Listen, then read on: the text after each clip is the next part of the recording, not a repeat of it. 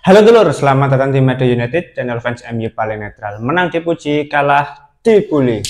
Di video kali ini seperti biasa kita akan membahas beberapa berita terbaru dari Manchester United. Ada update-update baru yang menurutku sangat menarik untuk kita bahas bersama. Langsung aja kita masuk ke berita yang pertama.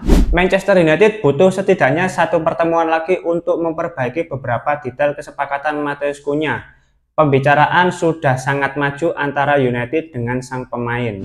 Sepertinya kalau situasinya berjalan sangat positif seperti ini, bahkan sebelum dibuka bursa transfer musim panas mendatang, Matheus Cunha akan benar-benar menjadi rekrutan pertama bagi Manchester United.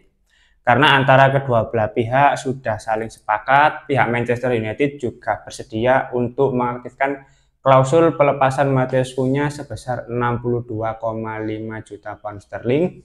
Terus dari sisi sang pemain juga tertarik untuk pindah ke Manchester United meskipun di musim panas mendatang Manchester United belum tentu bermain di kompetisi Champions League. Ikut atau tidaknya itu tidak mempengaruhi ketertarikan Matheus Cunha untuk tetap bergabung. Lalu dari sisi Wolves juga tidak mempermasalahkan klausul pelepasan Manchester United. Dari sisi pembayaran dilakukan secara menyicil. Baru saja mulai teman-teman, aduh, adegan berbahaya dari sang bocil sudah terjadi ya, bermain kabel olor.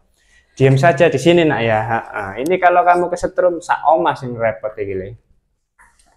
Maka dari itu kesepakatan terkait Matheus Cunha ini berjalan sangat positif, sangat baik, dan semua pihak sepertinya sudah menyepakati. Tinggal detail-detail kecil mungkin seperti kontrak dari sang pemain, lalu gaji yang akan didapatkan sang pemain, itu masih belum dibahas.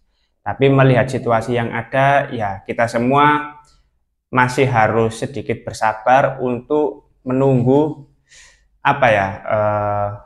informasi resmi terkait negosiasi antara Manchester United dengan Matheus Cunha. Ya nggak apa-apa lah, paling nggak Manchester United mendatangkan satu pemain baru dari Amerika Latin, tepatnya dari Brazil, yang mana rata-rata ya pemain dari Amerika Latin ini kan memiliki mental-mental yang bagus, yang mana itu sangat dibutuhkan oleh Manchester United. Jadi praktis sekarang sudah ada Manuel Ugarte, terus Lisandro Martinez meskipun lagi absen ya. Musim berikutnya ada Diogo Leon dan sekarang ada Matheus Cunha. Ini harapannya di musim panas mendatang pemain-pemain ini memiliki mental yang lebih kuat lagi, memiliki mental yang siap untuk membawa dampak positif bagi Manchester United. Ya tinggal menunggu rekrutan-rekrutan lain yang seharusnya secara kualitas lebih bagus saja sih. Yang penting ayolah jangan liam delap. Oke, kita masuk ke berita berikutnya. Olympique Lyon telah memberitahu Manchester United bahwa mereka menuntut biaya 21,5 juta pound sterling untuk pemain sayap Prancis Ryan Cherki musim panas ini. Sepertinya kalau kita bicara soal Ryan Cherki, ini kan sudah banyak yang berspekulasi bahwasanya pemain ini juga cukup cocok kalau misalkan didatangkan ke Manchester United. Dan melihat berita terbaru, sepertinya dari sisi harga itu sudah sangat terjangkau menurutku untuk pemain yang sudah dan pernah mengacak-acak lini pertahanan Manchester United gitu loh. Bahkan sudah membobol gawang Onana ya di pertandingan sebelumnya gitu loh. Dan menarik karena kalau kita lihat kualitas dari Ryan Cherki sebetulnya ya nggak perlu diragukan lagi meskipun menjalani liga yang berbeda, tapi menurutku Ryan Cherki ini memiliki kualitas yang masih bisa berkembang lagi, yang masih bisa dimaksimalkan lagi. Bahkan kalau kita coba bandingkan ya dengan pemain yang akan datang ke Manchester United yaitu Matheus Cunha, ini secara statistik bahkan jauh lebih bagus gitu, jauh lebih diunggulkan. Dari sisi manapun itu lebih unggul Ryan Cherki, dari jumlah gol, lalu dari atribut menyerangnya, terus passing-passing di dalam kotak penalti, itu lebih diunggulkan Ryan Cherki. Meskipun kalau kita lihat berdasarkan statistik yang ada, perbandingan antara Ryan Cherki dengan Matheus Cunha itu tidak sepenuhnya bisa menjadi patokan, karena ya kualitas liganya pun berbeda, kompetisi antar klub di liganya pun juga berbeda, intensitasnya juga sangat berbeda. Maka dari itu Ryan Cherki ketika bersama Olympique Lyon di Ligue 1 itu terlihat lebih bagus secara statistik individu. Tapi kalau kita bicara soal pengalaman, ya Matheus Cunha jauh lebih diunggulkan. Tapi kembali lagi ya teman-teman, kalau kita melihat harga segitu ya 21 juta pound sterling ya sangat murah untuk pemain sayap yang masih berusia 21 tahun dengan kualitas yang juga masih bisa bersaing. Gak apa-apa lah, rekrut aja, nanti pembayarannya dicicil lagi. Dan kalau aku lihat Ryan Cherki ini juga minim riwayat cedera gitu loh, jadi secara kebugaran itu masih bagus gitu loh. Oke, kita masuk ke berita yang terakhir. Amad Diallo sungguh berusaha untuk bermain kembali bersama Manchester United sebelum musim ini berakhir. Sebetulnya dari minggu-minggu kemarin kita sudah melihat ya Amad Diallo berlatih secara individu di camp pelatihan Manchester United, dan kabarnya minggu depan sudah bisa bergabung bersama tim utama untuk berlatih bersama.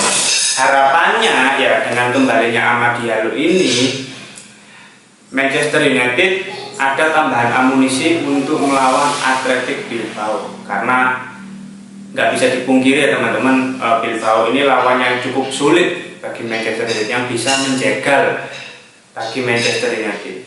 Sudah sering terjadi ya, klub-klub Spanyol ini selalu menjadi mimpi buruk Manchester United, dan aku berharap Amad Diallo ini bisa kembali nyetel, chemistry antar pemain sudah kembali terbentuk dan menjalani laga-laga penting bisa terlibat di dalamnya. Tujuannya apa? Agar peluang untuk meraih kemenangan itu lebih besar. Mengingat Amad Diallo ini potensinya luar biasa hebat ya. Dan kalau Amad Diallo ini sudah benar-benar fit ya, aku sih berharap dia diplot sebagai attacking midfielder atau winger kanan ya. Sangat sayang sekali Amad Diallo ini kalau hanya diplot sebagai wingback seperti yang sudah dikatakan Ruben Amorim tempo hari.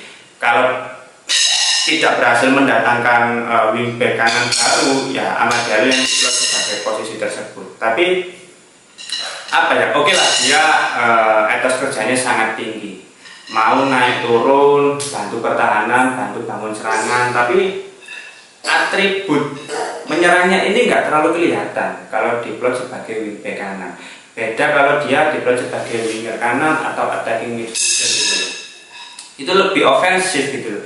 Ketika di dalam kotak penalti ya Amad Diallo termasuk salah satu pemain di lini serang yang paling klinis menurutku, yang tahu harus berbuat apa dalam mencetak gol. Ya semoga ini menjadi berita yang sangat bagus bagi Manchester United, dan aku pribadi justru nggak sabar di musim depan kalau misalkan Matheus Cunha sudah datang, Amad Diallo bisa menjadi tandem yang bagus dan mendatangkan striker baru. Lini serang bisa lebih variatif menurutku. Di sisi kanan ada Amad Diallo, sisi kiri ada Matheus Cunha. Ya peluang untuk mencetak gol itu menjadi lebih banyak lagi gitu. Bahkan di setiap pertandingan harusnya ya Ruben Amorim memiliki banyak taktik untuk melakukan variasi dalam bangun serangan. Oke, mungkin itu dulu beberapa berita terbaru dari Manchester United. Kalau teman-teman ada opini lain langsung tulis saja di kolom komentar, kita diskusi santai seperti biasa. Terima kasih sudah menonton video ini, jangan lupa like, komen, dan subscribe. Salam.